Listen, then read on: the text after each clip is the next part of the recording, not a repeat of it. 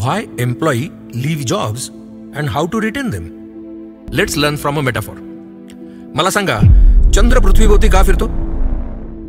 कर्तव्य म्हणून नाही ना. चंद्र पृथ्वीभोवती फिरतो ते पृथ्वीच्या गुरुत्वाकर्षणामुळे, आणि तेही त्याला आखून दिलेल्या त्याच्या कक्षेमध्ये राहूनच.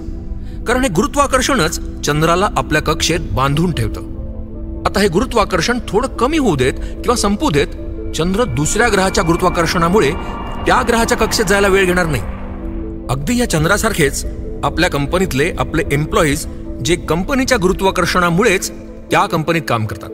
कंपनीचं गुरुत्वाकर्षण, हो, कंपनीचं गुरुत्व आणि आकर्षण.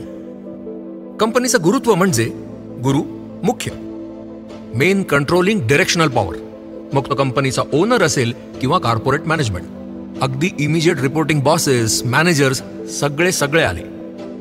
दिस leadership image of ownership or management म्हणजेच ते गुरुत्व, जे एम्प्लॉईजला सतत इम्पॅक्ट करत राहतं. अशा कंपनीचा पार्ट असणं हे त्याच्यासाठी एक प्राऊड फिलिंग असतं.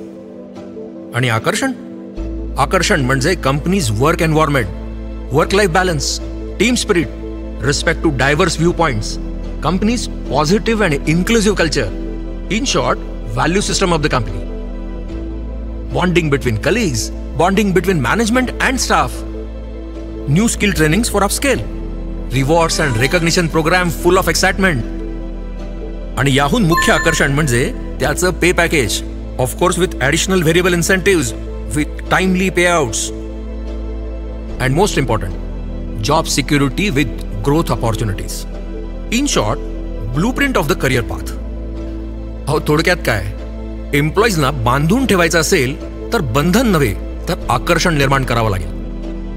कंपनीच्या या गुरुत्वाकर्षणामुळेच तो एम्प्लॉई कंपनीने आखून दिलेल्या कक्षेत फिरत राहतो, आपलं काम करत राहतो.